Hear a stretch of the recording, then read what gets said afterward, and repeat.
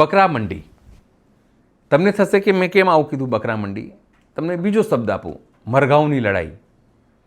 આ વસ્તુ અત્યારે એટલા માટે મારે કહેવાની ફરજ પડી રહી છે કે ગુજરાત કોંગ્રેસમાં કંઈક આવું જ થઈ રહ્યું છે. પાટણથી લઈને ગાંધીનગર સુધી લડાઈ એ વાતની હતી કે જે લોકોએ પાટણના ધારાસભ્ય વિરુદ્ધ પ્રચાર કર્યો છે તેમને હોદ્દાઓ આપવામાં આવ્યા. લડાઈ બપોર સુધી તો એવી થઈ ગઈ કે જાણે પાટણના જે ધારાસભ્ય છે તે પાર્ટી બદલી રહ્યા છે, માહોલ બની ગયો, મીડિયામાં સ્થિતિ આખી બદલી ગઈ. પણ પછી પણ સ્થિતિ એ જ થઈ જે થવાની હતી, બધાને ખબર હતી. નમસ્કાર, હું છું ચિંતાદેવી પુત્ર અનિલ અને સ્વાગત છે આપનું અમારા વિશેષ કાર્યક્રમમાં. દંડક પદેથી તમે રાજીનામું આપી રહ્યા છે, શું છે કારણ? આ ચોક્કસ જે થોડા સમય પહેલાં રાધનપુરની અંદર જે બનાવ બન્યો હતો એ વ્યક્તિના વિરુદ્ધમાં કોઈ એક્શન લેવામાં આવતા નથી. ફરીથી જે એસસી સેલની નિમણૂક કરવામાં આવી એની અંદર 2017ની અંદર અને 2022ની અંદર અમારા વિરુદ્ધમાં જે લોકોએ કામ કર્યા હતા, પીસીસીએ અમારી પાસેથી રિપોર્ટ માગ્યો હતો. એ રિપોર્ટમાં અમે જેને નામ આપ્યા હતા એમને તમે જિલ્લા પંચાયતના સભ્ય બનાવી દો, એમને તમે પ્રદેશની અંદર હોદ્દા આપી દો. આ બાબત યોગ્ય નથી અને એ બાબતથી નારાજ થઈ અને અમે રાજીનામું આપવા જઈ રહ્યા છીએ.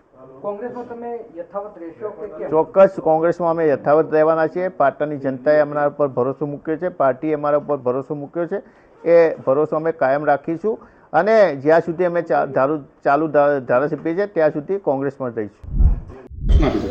જ્યારે તમારી નિમણૂકના મુદ્દે કોંગ્રેસમાં અત્યારે ધમાસાણ થઈ રહ્યું છે, ખરેખર મુદ્દો શું છે?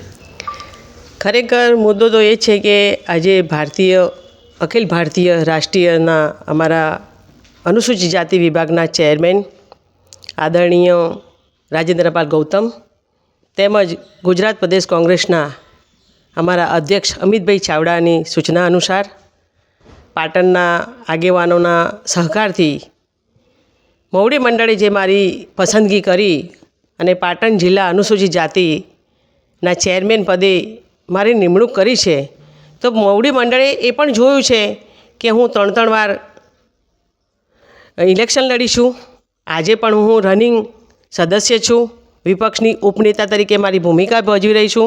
છેલ્લા 20 વર્ષથી કોંગ્રેસે જ્યારે પણ મને જે પણ જવાબદારી આપી છે એ મેં રાત દિવસ જોયા વગર તન મન ધનથી માત્ર ને માત્ર મવડી મંડળે આદેશ કર્યો છે અને કોંગ્રેસને વધુને વધુ મજબૂત બનાવવાની છે.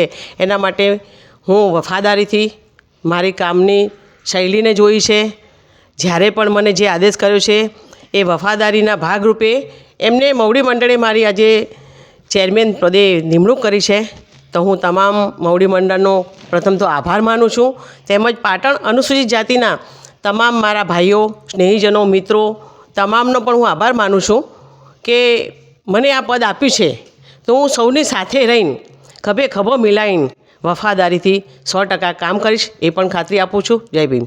તમને ખાસ કરીને તમને પ્રમુખ પદેથી વર્ણિત કરવામાં આવી છે, પરંતુ અનુસૂચિત જાતિના જ મોરચાની અંદર ક્યાંક ને ક્યાંક તમારો વિખવાદ સામે આવ્યો છે, વિરોધ સામે આવ્યો છે. હવે એ શું છે કે લોકશાહીમાં દરેક વ્યક્તિનો અધિકાર છે વિરોધ પ્રદર્શન કરવાનો, પણ વિરોધ પ્રદર્શન જે રીતે થઈ રહ્યો છે એનું મને ભારોભાર દુઃખ છે કે આ રીતે ના થવું જોઈએ. કારણ કે પરિવારની વાત છે અને પરિવાર સુધી રહી હોત તો વધુ સારું છે. કદાચ એ લોકોએ મને એમની સાથે રાખી અને પ્રદેશ સુધી મને સાથે રાખી હોત તો આ એકદમ ઝડપી અને સારા સુમેળથી આનો નિવેડો આવી શક્યો હોત. કિરીટભાઈ આજે ઉપદંડક પદેથી રાજીનામા માટે ગયા છે, આ મુદ્દે આપનું એ બાબતનું સ્ટેન્ડ શું છે? કિરીટ પટેલ એ ખરેખર એક સારા ધારાસભ્ય છે, પ્રતિષ્ઠિત છે. હું તો માસ્ટર ડિગ્રી કરેલી છે પણ એ તો કાયદાના નિષ્ણાત છે. એમને આવી નાની નાની બાબતોમાં ધ્યાન ના આપવું જોઈએ અને એક મહિલાનો ખરેખર એમને સ્વીકારી લેવી જોઈએ. હું તો દલિત સમાજની દીકરી છું અને બહેન છું. એમને મને કોઈ નાતી જાતિના વાડામાં ના ફસાવી જોઈએ. આ બધા જે મારા પરિવારના ભાઈઓ છે એ ગઈકાલે પણ મારા ભાઈઓ હતા અને આજે પણ મારા ભાઈઓ છે અને આવતીકાલે પણ હું જે ભાઈઓ મારાથી કોઈ હદે રિસાયા હોય, કોઈ નાનું મનદુખ થયું છે તો એમને હું મારી સાથે રાખીને અને આ મામલો શક્ય એટલું વહેલા હું સોલ્વ કરીશ. જિલ્લા પ્રમુખ ગેમરભાઈ દેસાઈ તેમજ ધારાસભ્યોની કોઈ સેન્સ લેવામાં આવી નથી અને હોદ્દો આપી દીધો છે. હવે આ તો મોવડી મંડળનો પ્રશ્ન છે, એ મારા સુધી આવતો નથી. બેન, બલિદાન આપવાની વાત થશે તો કોનું બલિદાન લેવાશે, ધારાસભ્યનું કે આપનું? હવે એ તો આપ સૌ જાણી શકો છો કે આપણે આમાં કોઈએ બલિદાન આપવાની વાત જ નથી. કોંગ્રેસને મજબૂત કરવાની વાત છે. અને દરેક પક્ષની અંદર જ્યારે સત્તા પક્ષ હોય કે વિપક્ષ હોય, નાના મોટા આવા ઝઘડાઓ થતા જ હોય છે. પણ ઘરની વાત છે તો વરિષ્ઠ આગેવાનોને અને મોવડી મંડળને મળીને અને હજુ પણ આ મુદ્દો સોલ્વ થઈ શકે એમ છે. ખાસ કરીને સામે પડવાની નથી, કેમ કે દલિત સમાજ પહેલાં પણ કોંગ્રેસની સાથે હતો, આજે પણ કોંગ્રેસની સાથે છે અને આવતીકાલે પણ કોંગ્રેસની સાથે જ રહેશે. હોઈ શકે થોડું નાનું મન દુઃખ થયું છે, પણ એ એમની માનસિકતાના લીધે થયું છે અને એમાં હું કશું કરી શકતી નથી. અમિત ચાવડાએ એવું નિવેદન આપ્યું હતું કે અમારા ઘરનો મામલો છે, અમે સુલઝાવી લઈશું. એ મામલે શું કહેવું છે? એ 100% સાચી વાત છે કે દરેક ઘરની અંદર થોડો ખટરાક થતો હોય છે અને ઘરનો મામલો છે એ મારા મોવડી મંડળ છે, તો એ 100% સાચું કહે છે અને મોવડી મંડળ જે આદેશ લેશે એ મને માન્ય પણ રહેશે. આ ઘટનાઓ પાછળ કોઈનો દોરી સંચાર થયો? એ તો આપ પત્રકારો છો અને અમારા ચોથો આધારસ્તંભ પણ કહેવાય. આપ જાણો છો કે જ્યારે આ બધી વાતો થતી હોય છે અને જે બાઇટો આપવામાં આવે છે તો મને એવું લાગી રહ્યું છે કે કદાચ હોઈ પણ શકે. અમુક મિત્રો મારા વિરુદ્ધમાં બોલે પણ છે, પણ એનો મતલબ એ નથી કે એ મારા વિરોધીઓ છે. કદાચ કોઈએ કોઈ સ્ક્રિપ્ટ આપી હોય અને એના માધ્યમથી એ લોકો બોલતા હોય, એવું પણ હોઈ શકે. જો તમારું પદ કદાચ ફરીથી પાછું લેવામાં આવશે, તમારું સ્ટેન્ડ શું રહેશે? જો મને પદ આપ્યું છે માત્ર ને માત્ર મોવડી મંડળે, અને મોવડી મંડળના આગેવાનો જે નક્કી કરશે એમાં મારી સહમતિ જ હોય. પરંતુ સાથે સાથે હું એટલું ચોક્કસ કહી કે 25 વર્ષે પાટણ જિલ્લાની અંદર એક મહિલાને, અને એ પણ સશક્ત, સુશિક્ષિત, આજે પણ સદસ્ય છે એવી એક મહિલાની પસંદગી આપી હોય, તો જ્યારે રાજીવ ગાંધી એ કહેલું 33% અનામત, અને રાહુલ ગાંધી પણ અમારા સંગઠનની અંદર કહે છે કે જ્યાદા સે જ્યાદા મહિલાઓ કો છોડો. અમારા અધ્યક્ષ પ્રશાંતભાઈ, કોંગ્રેસ અત્યારે ગુજરાતમાં જનયાત્રા કરી રહ્યું છે, જન આક્રોશ યાત્રા, પરંતુ હવે કોંગ્રેસના જ ધારાસભ્યએ પોતાનો આક્રોશ કાઢ્યો છે અને રાજીનામાની વાત કરી છે. કોંગ્રેસમાં તેમનું કોઈ સાંભળતું નથી, અનેક વખત રજૂઆત કરી છે. ગઈકાલે કોંગ્રેસ કાર્યાલયના તાળા પણ માર્યા હતા અને હવે દંડક પદેથી રાજીનામું આપવાની વાત થઈ. એટલે કોંગ્રેસે જન આક્રોશ યાત્રાને બદલે કોંગ્રેસ કાર્યકરોનો આક્રોશ યાત્રા એવી યાત્રા કાઢવી જોઈએ. આજે સમગ્ર ગુજરાત અને સમગ્ર દેશમાં ગામે ગામ કોંગ્રેસમાં કાળો કકળાટ છે અને કોંગ્રેસનો આ જે કકળાટ છે એ કોઈ નવી વસ્તુ નથી. આપણને બધાને ખબર છે કે આઝાદીથી લઈને અત્યાર સુધી કોંગ્રેસ પાર્ટીના 70 વખત ભાગલાઓ પડ્યા છે. 70 વખત આંતરિક કલહ, પરિવારવાદ અને કકળાટને લીધે કોંગ્રેસના ભાગલાઓ પડ્યા છે. ગુજરાતમાં પણ કોંગ્રેસના અનેક ધારાસભ્યો, કોંગ્રેસના કાર્યકરો એ કોંગ્રેસની નીતિ રીતિથી કંટાળી અને રાજીનામા અગાઉ પણ આપી ચૂક્યા છે. એટલે પાટણના કોંગ્રેસના ધારાસભ્ય કિરીટ પટેલ એ રાજીનામું આપે એ કંઈ નવી વાત નથી. કારણ કે કોંગ્રેસ છે એ ડૂબતી નૈયા છે અને ડૂબતી નૈયામાંથી બધા જ્યારે પણ તક મળે ત્યારે કૂદકો મારી અને એમાંથી બહાર નીકળે. એટલે કોંગ્રેસ છે એ ધીરે ધીરે નેસ્ત નાબૂદ થવાની દિશામાં છે. કમંડ સાથે કઈ વાત થઈ? જિલ્લા પ્રમુખનું કહેવું છે કે જિલ્લા ઠામમાં ઘી પડી ગયું છે, તમારી પ્રેશર ટેકનિક હવે કામ નહીં કરે. હજુ 3 વાગ્યામાં હજુ 2.5 કલાકની વાર છે. અમારા જિલ્લા પ્રમુખ બીજા 2 ધારાસભ્યો અમારી સાથે ચર્ચા માટે આવ્યા છે. અમે અમારી કોંગ્રેસ કાર્યાલયે જઈએ છીએ વિધાનસભાની અંદર, અને ત્યાં ગયા પછી શું નિર્ણય કરવો એ અમે તમને 3 વાગ્યા પછી બધું સાચી હકીકત બતાવીએ. વિપક્ષ નેતાને કોઈ હાજર નથી તો કોને? વિપક્ષ નેતા હાજર ના હોય તો એના માણસને આપીશું, આપવાનું થાય તો. બાકી જે અમારી માગણીઓ હતી, અમારા પ્રમુખ ઉપર ફોન આવે 2 સાથી ધારાસભ્યો, એ સંમત થયા છે કે તમારી માગણીઓ અમે ટૂંક સમયમાં ઉકેલ લાવીએ છીએ. હજુ પણ અમારી ઓફિસે જઈને વાત કર્યા પછી જે છે એ અમે તમને જણાવીશું. મારા જિલ્લા પ્રમુખ સાથે વાત થઈ છે. જિલ્લા પ્રદેશ પ્રમુખ છે કે પછી વિપક્ષ નેતા સાથે ટેલિફોનિક વાતચીત થઈ છે? ટેલિફોનિક વાતચીત નથી. અમે ઓફિસે જઈને એમના સાથે ચર્ચા કરવાની તુષારભાઈનું કહેવું છે કે આવું કોઈ બંધારણીય પદ આપેલું નથી, આ તો પાર્ટીની વ્યવસ્થા માટે આપેલું હતું ને એમાં અમારો કોઈ રોલ નથી, ઉપરથી સૂચના છે, આ નિમણૂકો છે. તુષારભાઈએ અને કોંગ્રેસ પાર્ટીએ અમને આ પદ આપ્યું છે એટલે અમારે રાજીનામું સ્વાભાવિક રીતે કોંગ્રેસ પાર્ટીને જ આપવાનું થાય અને આ વ્યવસ્થાના ભાગરૂપે જ હોય છે. કોઈ પણ દંડક કે જે પદ હોય છે એ કોઈ પણ રીતે બંધારણીય પદ હોતું નથી. એ પાર્ટીની વ્યવસ્થા માટે હોય છે. કોંગ્રેસ હોય કે ભાજપ હોય, દંડકનું પદ એ પાર્ટીની વ્યવસ્થા માટે જ હોય છે. આશ્વાસન શું આપ્યું પાર્ટીએ? શું કીધું? એમણે કહ્યું છે તમારી જે 2 માગણીઓ છે એ માગણીઓ અમે સ્વીકારીએ છીએ અને અમે અમારી સાથે ચર્ચા કરવા માટે અમારા જિલ્લા પ્રમુખને મોકલ્યા છે. ચર્ચા કર્યા પછી અમે ઓફિસે જઈ અને પછી વાત કરી. જયાબેનનું કહેવું છે કે અનુસૂચિત જાતિની દીકરી આગળ આવે અરે અમારે અને એમનો આદત છે કે વિરોધ કરતા રહેવું. જયાબેનનો અમારે કોઈ વિરોધ નથી. અમે જે વાત કરી છે કે અમારા વિરુદ્ધમાં અમે કોઈ જગ્યાએ જયાબેનનો વિરોધ કર્યો નથી. જયાબેનનું નામ પણ લીધું નથી.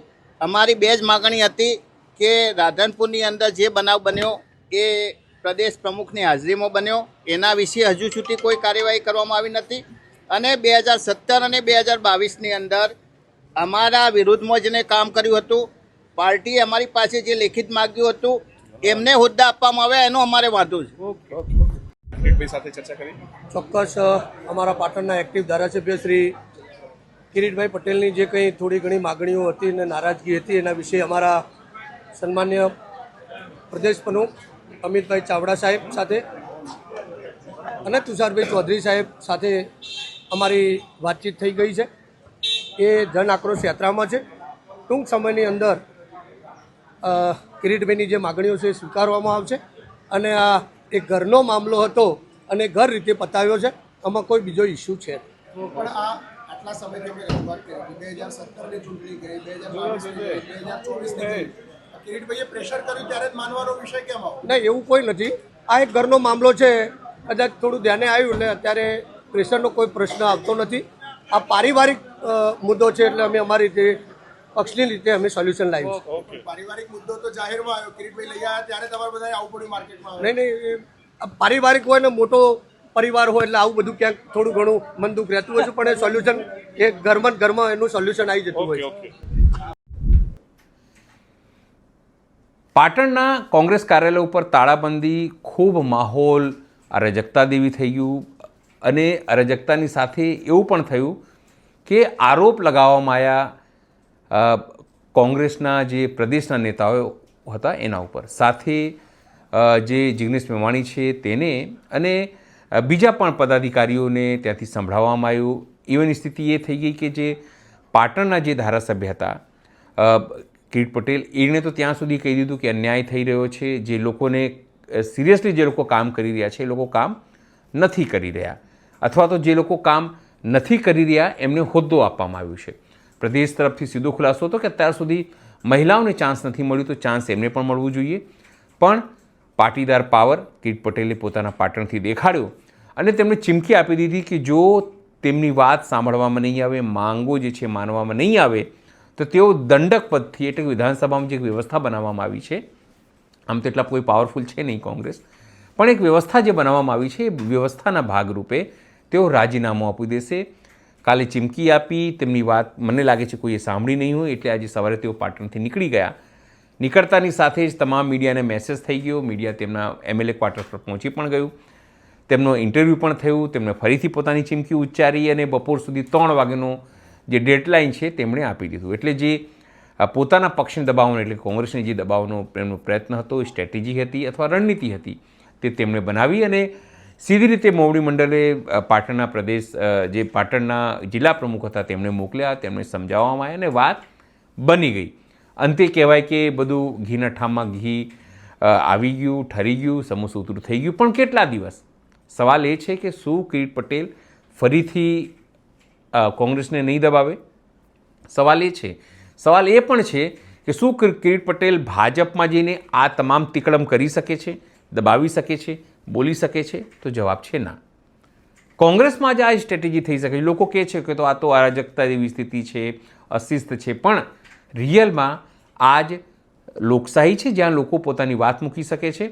હા, એટલી વાર જરૂર છે કોંગ્રેસમાં વારંવાર, એ પછી સેન્ટ્રલની કોંગ્રેસ હોય કે પછી ગુજરાતની, એ અશિસ્ત તમને વારંવાર મીડિયામાં જોવા મળે છે. અને મીડિયાવાળા પણ, હું તમને કહું સીધી રીતે, તો ત્યાં એવી રીતે જ મજા લેતા હોય છે. આવો સાંભળીએ કાલથી લઈને આજ સુધી શું ઘટનાક્રમ થયું અને આ નેતાઓએ શું કહ્યું.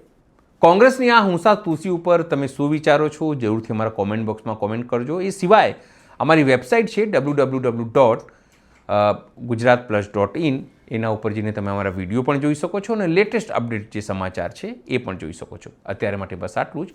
નમસ્કાર.